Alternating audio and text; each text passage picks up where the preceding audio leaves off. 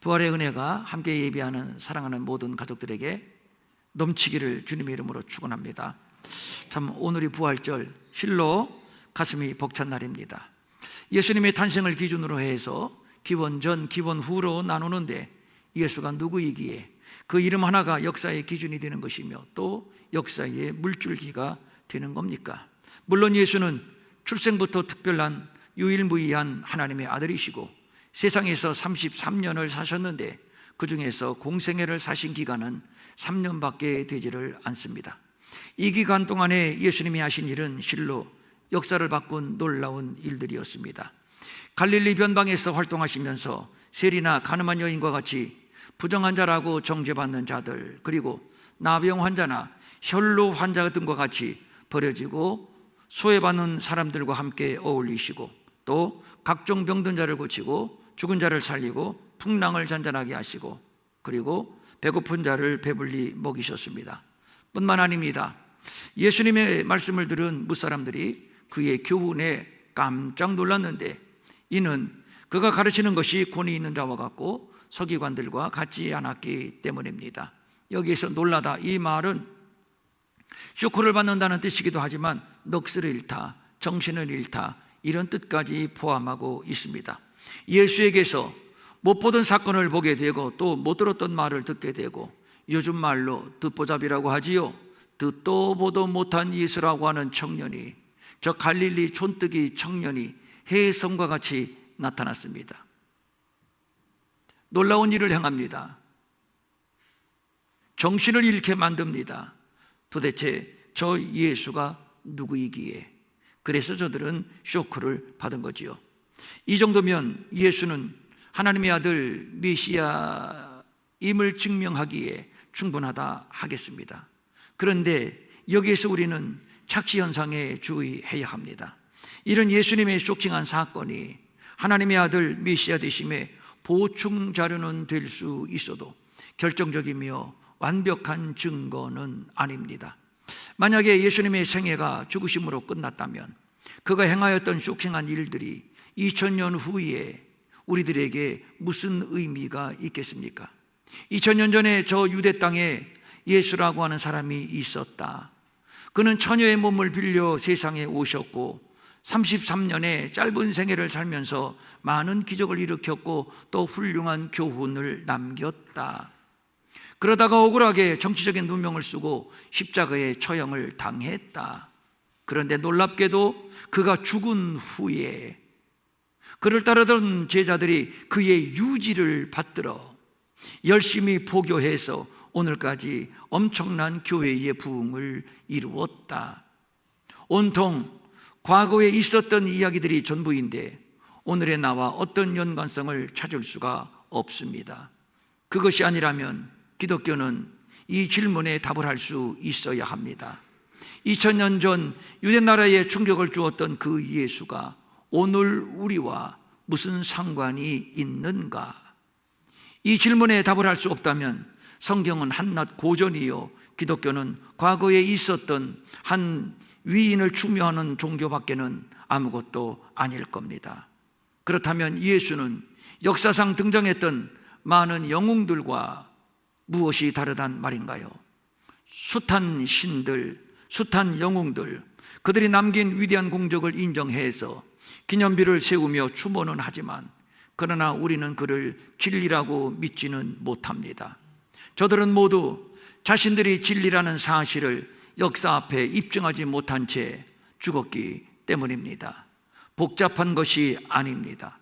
살았을 때의 고상한 삶이나 인품, 교훈 등등 지나간 과거의 사건 말고 현재 살아있다는 증거, 그리고 우리에게 구체적으로 어떠한 영향을 끼치고 있다는 증거, 그것만 우리에게 보여주면 됩니다.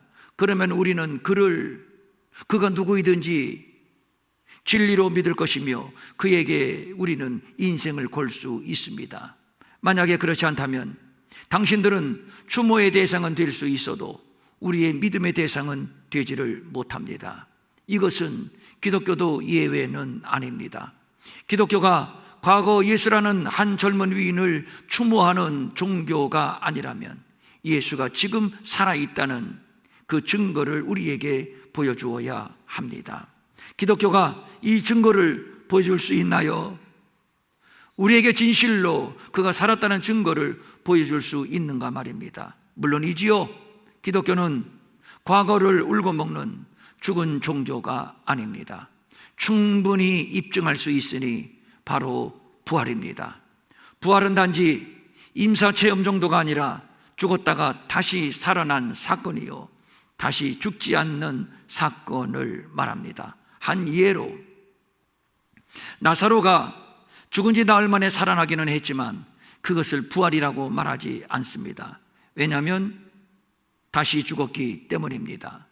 바로 이것입니다. 예수가 진리요 우리의 믿음이 되는 것, 그리고 교회가 이 땅에 세워진 근거는 바로 부활입니다. 예수가 수많은 신들, 수많은 종교들, 수많은 영웅들과는 달리 독보적인 차별성을 갖는 것은 저들은 모두 죽어 시신이 무덤 속에 있지만 유일하게 예수의 시신만 빈 무덤입니다. 살아났기 때문입니다. 살아났을 뿐만 아니라 그는 너희와 함께 거하시며 또 너희 속에 계시겠습니다. 볼지어다 내가 세상 끝날까지 너희와 항상 함께 있을 것이다.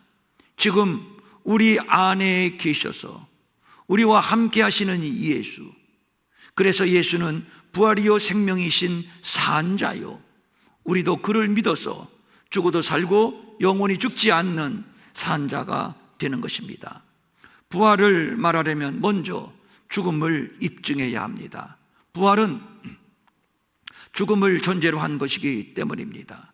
이를 입증할 수 없다면 부활은 원천적으로 거짓이고 사기입니다. 예수의 죽음이 역사적인 사실임은 예수에게 사형 선고를 내린 빌라도가 역사적인 인물이고, 또 예수의 처형에 깊이 관여했던 대제사장 안나스와 가야바도 로마 총독에 의해 임명된 실제 인물임을 역사는 기록하고 있습니다. 예수께서 다 이루었다 하시고 머리를 숙이니 영원히 떠나가시니라.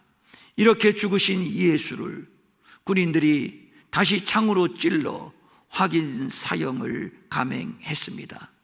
그리고 빌라도는 만약에 불상사를 방지하기 위하여 경비병을 동원해 힘대로 굳게 지키라, 즉 수단 방법을 가리지 말고 지키라, 이렇게 당부를 했습니다. 그것도 미심쩍어서 무덤의 문을 밀랍하고 그 위에 도장을 찍었습니다. 이로써 예수의 죽음은 완벽하게 마무리되었습니다. 그뿐 아닙니다. 비기독교 문헌에도 예수의 죽음을 말하고 있는데 대표적으로 하나만 소개하도록 합니다. 1세기 유대의 역사가인 요세푸스의 기록입니다. 그는 유대인이면서 바리새파였는데 후에 로마에 전향을 했습니다. 바리새파이니만큼 그는 반기독교입니다. 그런데 그의 책 고대사에 이런 이야기를 기록해 놓았습니다. 그는 지혜로운 사람이었으며 빌라도에 의해 십자가형에 처해졌고 뭡니까? 죽었고, 그를 따르던 자들이 그를 다시 보았다고 한다. 무슨 얘기입니까? 부활했다고 한다. 예수의 죽으신 연도가 AD 30년에서 33년 어간이라고 본다면 요세푸스 시대에는 죽음과 부활을 목격한 자들이 얼마든지 살아있을 시기입니다. 반기독교인 요세푸스는 예수의 죽음과 부활을 목격한 자들의 증언을 듣고 자기의 책에 기록해 놓은 겁니다. 허무맹랑한 전설적인 이야기를 역사가가 자기의 이름을 걸고 책에 기록할 리는 없습니다. 예수는 완벽하게 죽었습니다. 그러나 이것만으로는 충분하지 못합니다. 아직은 훌륭한 선생, 아직은 훌륭한 영웅일 뿐이요, 또 아직은 추모의 대상일 뿐입니다.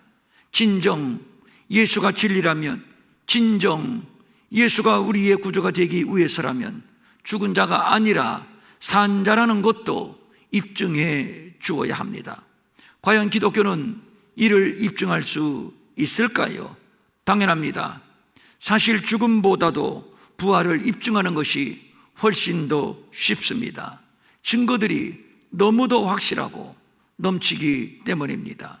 성경이 예수의 죽음을 상세하게 기록하고 있듯이 부활도 역시 상세히 기록해주고 있습니다.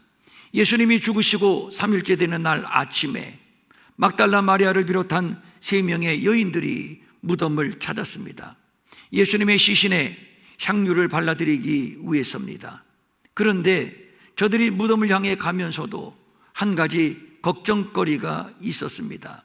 성경은 돌문의 크기에 대하여 자세히 기록하고 있지 않습니다만 사람들이 시신을 들고 드나드는 입구인 만큼 굉장히 컸을 것이고, 그래서 학자들은 어림잡아 700km 이상, 어떤 학자들은 아니다 1500에서 2000km는 되었을 것이다, 이렇게 추정을 합니다. 왜냐하면 예수의 시신을 누구도 손대지 못하게 보통 사람들의 돌문보다 예수님 무덤의 돌문을 훨씬 더 큰 곳으로 막아 놓았을 것이다, 이렇게 보는 것이지요.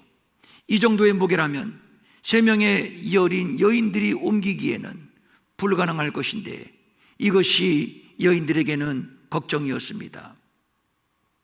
누가 돌문을 열어줄 것인가? 누구의 도움을 받지 않으면 도무지 불가능한 일인데, 그런데 누가 도와줍니까? 철통 같은 경계망을 뚫고 어떻게 이것이 가능하겠으며 누가 목숨을 담보하여 이 위험한 일에 협조를 하겠습니까? 그러던 차에 어느덧 무덤에 도착을 했습니다. 그런데 바로 그때 눈을 의심케 하는 일이 눈앞에 펼쳐졌는데 육중한 무덤의 돌문이 열려져 있는 것입니다. 본문의 정확한 설명이 벌써 돌이 굴려져 있었다, 이미 돌이 굴려져 있었다, 이것인데 이미 돌이 치워져 있는 과거 분사입니다. 그러니까 여인들이 도착하기 전에 이미 누군가가 돌문을 열었다는 얘기입니다. 누가 열었을까요? 왜 열었을까요? 분명 누군가가 예수님의 시신을 훔쳐가기 위해서 일찍 무덤을 다녀간 것임에 틀림이 없습니다. 지체할 겨를도 없이 여인들은 황급히 무덤 안으로 뛰어들어갔습니다. 역시나 우려했던 바대로 예수님의 시신이 없습니다. 도대체 어떻게 시신을 가져갔을까? 삼엄한 경비를 뚫고 이것은 불가능한 일인데, 그러나 시신이 없어진 것은 확실한 팩트입니다. 어떻게 이런 이를 마태복음이 비교적 자세히 기록해주고 있습니다.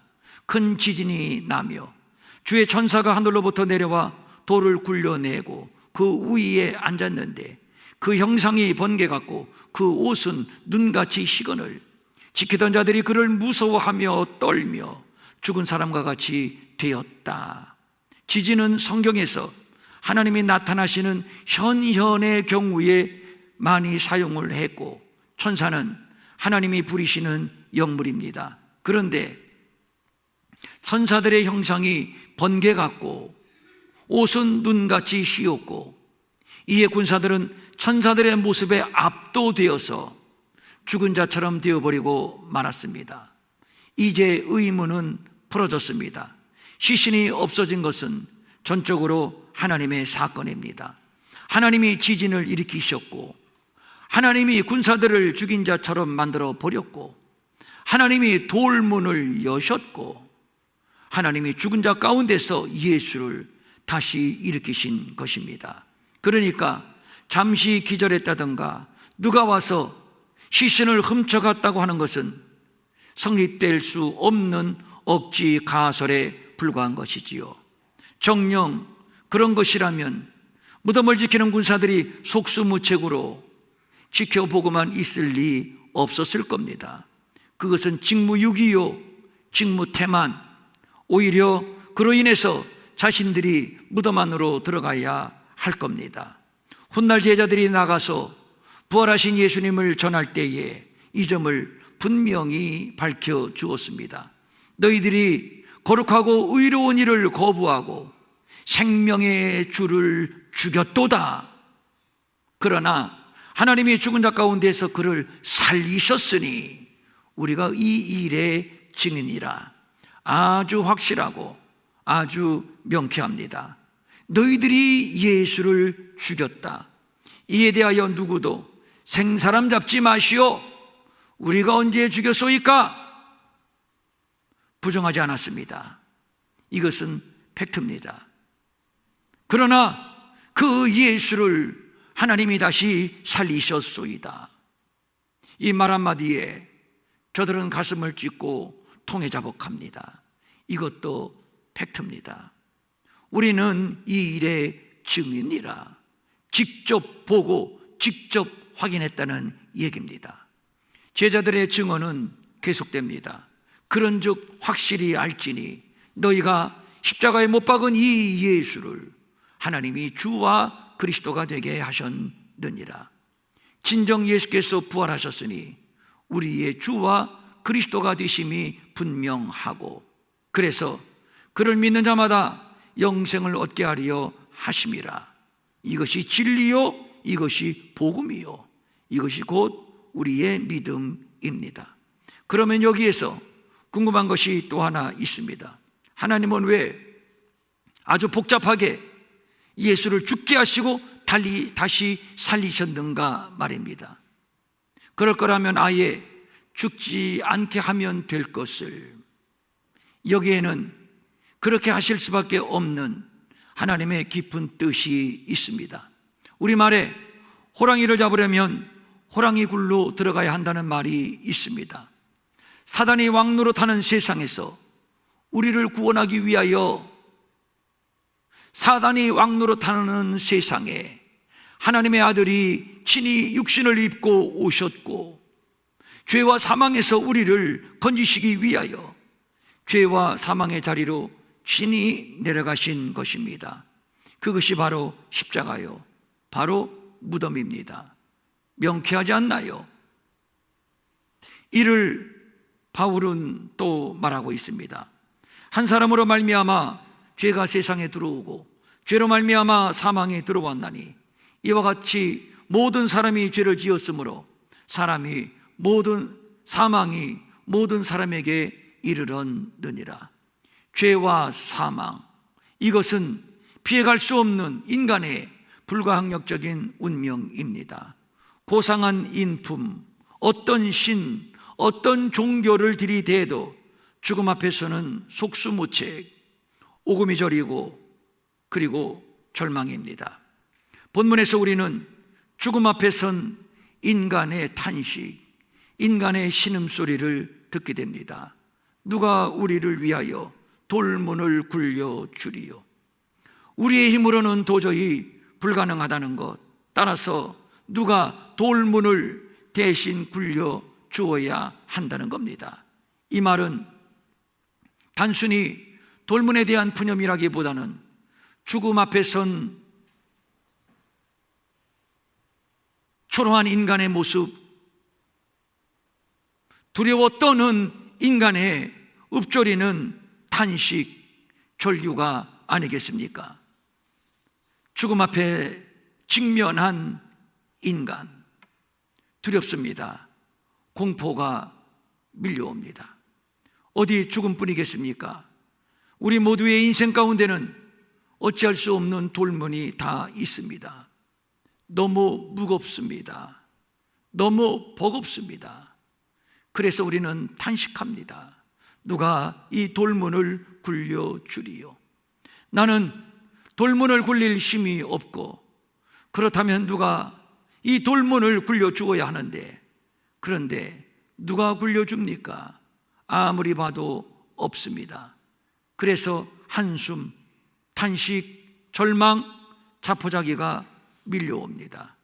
그래서 피곤한 인생이요, 죽지 못해 사는 인생입니다.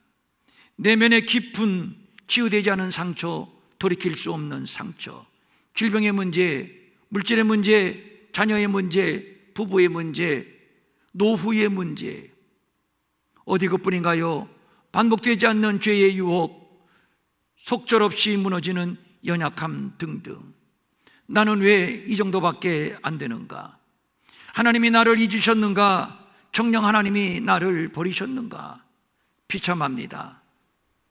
죽고만 싶습니다. 희망이 보이지를 않습니다. 회의감이 밀려옵니다. 그래서 영혼 깊은 곳에서 터지는 신음소리, 누가 나를 위하여 돌문을 굴려 주리요. 그러니까 돌문은 누구나 경험하게 되는 인간의 불가항력적 한계 상황이라고 말할 수 있습니다. 우리 대한민국이 매우 중대한 시기를 지나고 있습니다. 세계 질서가 먹느냐 먹히느냐 숨가쁘게 재편되고 있는데 우리는 지금 무엇을 하고 있는지요? 무엇을 하고 있는지요? 누구를 탓할 것 없습니다. 솔직히 목사의 눈에는 답답함을 넘어 희망이 보이지를 않습니다. 오늘 무덤을 찾는 여인들에게서 우리의 모습을 봅니다. 누가 우리를 위하여, 누가 이 대한민국을 위하여 무덤의 문에서 돌을 굴려주리요. 그러면 부활이 무엇인가요? 희망이지 않습니까? 그래요. 부활은 희망입니다. 앞으로 부활할 것이다 막연한 기대가 아니라 이미 부활했다, 완료형입니다. 보십시오. 예수님이 생전에 자신의 죽음과 부활을 예언하셨습니다. 하나만 소개한다면 인자가 사람들의 손에 넘겨져 죽임을 당하고 제3일에 살아나리라 하시니 제자들이 근심하니라. 예수에게서 부활은 이미 예정된 사건이며 이미 이루어진 사건입니다. 그러나 제자들은 못 알아듣고 근심했습니다. 이와 비슷한 사건이 본문에서 그려지고 있는 것이지요. 누가 우리를 위하여 무덤의 돌문을 굴려주리요. 제자들이나 오늘 본문의 여인들이나 똑같은 문제로 근심하고 있습니다.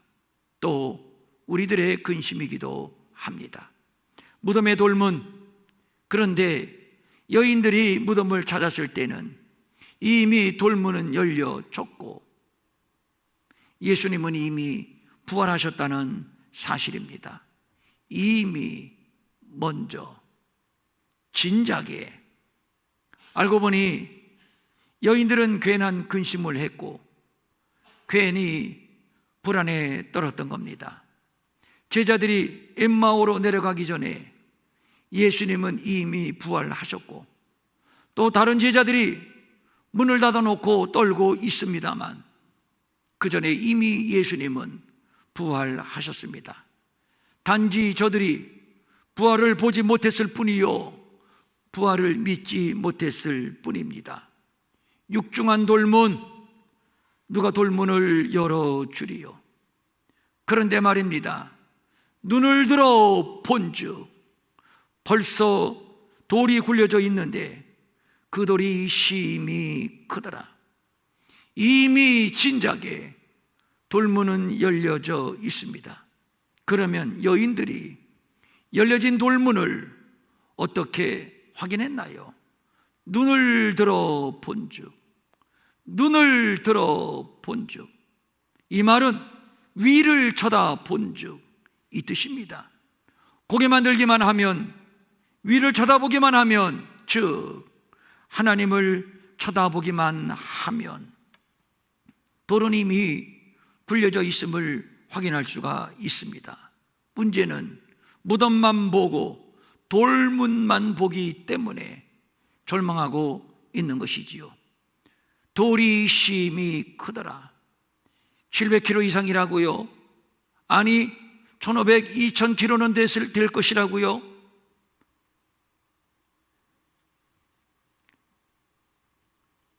아무리 큰들 뭐가 문제입니까?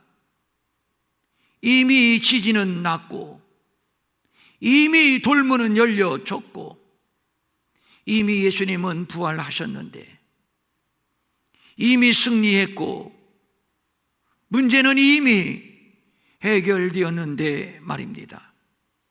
복잡한 문제들, 태산 같은 문제들, 아무렴 어떻습니까? 문제에 치중하지 말고 고개를 들어 위를 보십시오. 하나님의 약속의 말씀을 바라보십시오. 문은 이미 열려져 있습니다.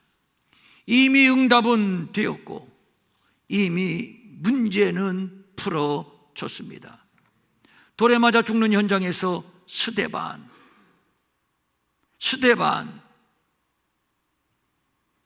하늘을 우러러 봤을 때 신기한 현상을 목격하게 됩니다. 이미 하늘은 열렸고 예수님은 우편에 앉아 계심을 보았습니다. 기도의 제목이 무엇인가요? 죽고 싶도록 만드는 위기가 무엇인가요?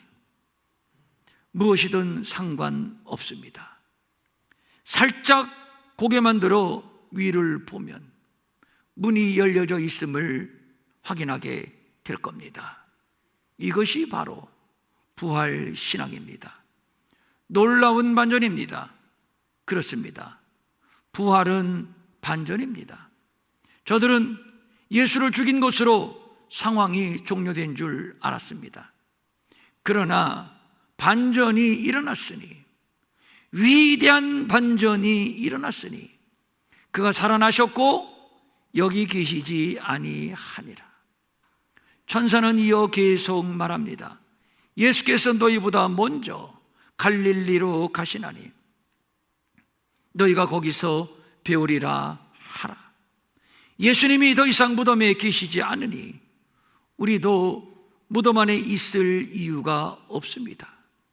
더 이상 무덤가에 서성일 필요도 없습니다. 부활을 경험한 자들은 더 이상 무덤에 머물러 있지를 않습니다. 아니, 무덤에 갇히지 않는다는 말이 옳을 것입니다. 갈릴리로 갑니다. 갈릴리는 예수님이 처음 제자들을 부르신 곳이요, 복음 사역을 시작한 곳이요, 제자들은 그곳에서 예수님을 쫓았습니다. 이후로 제자들은 세상 밖으로 뛰쳐나갔습니다. 그리고 외칩니다. 너희가 거룩하고 의로운 일을 거부하고 생명의 주를 죽였도다. 그러나 하나님이 죽은 자 가운데서 그를 살리셨으니 우리가 이 일의 증인이라. 우리는 보고 들은 말을 말하지 않을 수 없노라.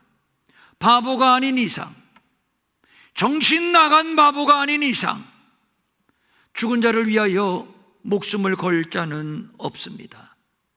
저들은 열려진 돌문을 확인했습니다. 저들은 부활하신 주님을 친히 만났습니다. 그리고 부활하신 주님에게 자기들의 인생을 걸었고 부활하신 주님을 증거하다가 순교의 제물로 바쳐졌습니다. 이런 순교적 헌신 후에 교회는 부흥을 거듭하고 오늘 우리가 이 부흥의 현장에 있는 겁니다. 이것이 바로 부활의 능력입니다. 이것이 바로 복음의 능력입니다. 교회가 능력이 있다고 하는 것은 바로 이 부활의 능력을 소유하고 있기 때문입니다. 부활의 증거를 보여달라고요? 부활의 증거를 보여달라고요?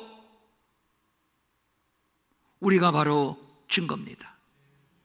또 보여달라고요? 우리 평촌 일회교회가 바로 증거입니다. 여기 목사가 증거요. 우리 각 사람 모두가 증거가 되는 겁니다. 알렉산더는 무력으로 세계를 정복하려 승승장구하다가 33살의 나이에 전염병에 걸려 그의 야망은 실패했습니다. 그러나 우리 예수님 역시 33세의 나이에 자기 백성을 위하여 물과 피를 다 쏟고 죽으셨지만 사람들에게 실패한 것처럼 보였지만 그러나 예수님은 3일 만에 부활하시고 지금까지 살아계셔서 교회를 부흥케 하시니 알렉산더는 실패자요, 예수는 승리자요. 알렉산더는 죽은 자이지만 예수는 산 자입니다. 바로 이 차이입니다. 우리도 무덤과 같은 환경에 갇혀 있습니다. 실패, 상실, 좌절, 죄책감 등등. 그러나 무덤을 보지 마십시오. 위를 보십시오. 하나님을 바라보십시오. 놀랍습니다. 문은 이미 열렸습니다. 그러므로 더 이상 우리는 갇혀 있을 필요가 없습니다. 죽음의 권세는 깨졌고 우리는 이미 생명으로 부활했고 이미 우리는 승리했습니다. 이 부활의 아침에 우리를 봅니다. 그리고 다시 뜁니다. 다시 시작합니다. 이것이 부활입니다. 이 부활의 은총이 우리 모두에게 기름 부어지고 세상의 그 육중한 돌문을 열려고 힘겹게 바둥바둥 애쓸 필요가 없습니다. 따라서 하십시오. 이미 돌문은 열려졌다. 단순히 열려졌을까요? 지진이 났는데 이런 상상을 해봅니다. 완전히 박살 났다. 우리의 상상입니다만 충분히 가능한 상상 아니겠습니까? 따라서 하십시오. 이미 우리를 가둬놓았던 육중한 돌문은 박살났다. 박살났다. 이것이 부활입니다. 이 감격을 가지고 우리 찬양대가 여기 나오실 거죠? 나와서 찬양을 하는데 조금 준비했다고, 목사님 조금 준비했다고 미안해 하더라고요. 우리는 짧고 굵게 은혜롭게 능력 있게 나오십시오.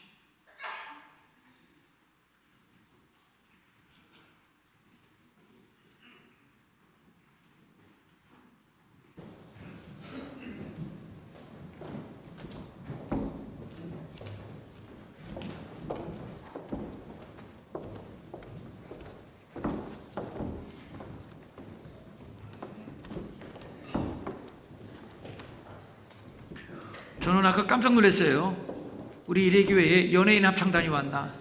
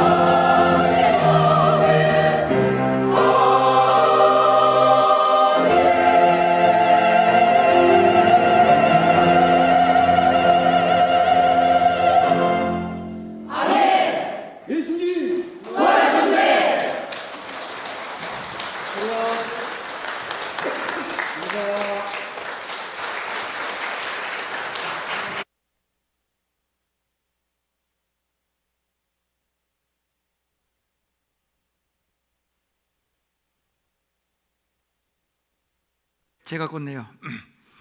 우리 찬양대 한 번 더 박수해 주시고요. 네, 감사합니다. 이렇게 날마다 매일 준비하시고 은혜로운 찬양해 주시는 찬양대, 예배를 얼마나 풍성하게 해주시는지 모릅니다. 여러분들이 생각하는 것보다 이 예배에 기여하는 그 기여도가 굉장히 높고요, 예배를 굉장히 은혜스럽고 풍성하게 해주신다는 사실, 우리가 늘 고맙게 생각하고 있습니다. 한 번 더 박수. 자, 일어나셔서 기도하겠습니다. 일어나셔서 기도하겠습니다.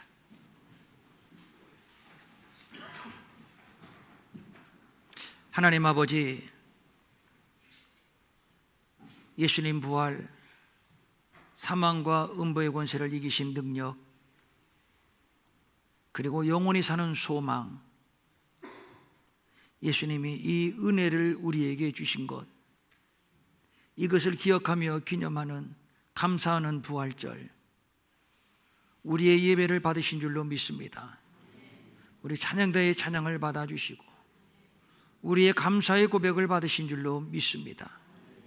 부활이 오늘 하루로 끝나는 것이 아니고 우리의 삶의 깊은 곳까지 부활의 능력이 우리를 다스려 주시고 돌문은 이미 열려졌으니 더 이상 무덤에 갇힐 이유가 없고 뛰쳐나와 내가 부활의 주님을 만났다고, 내가 생명을 얻었다고 외치며 노래하며 간증하는 능력 있는 삶이 되게 하여 주시옵소서.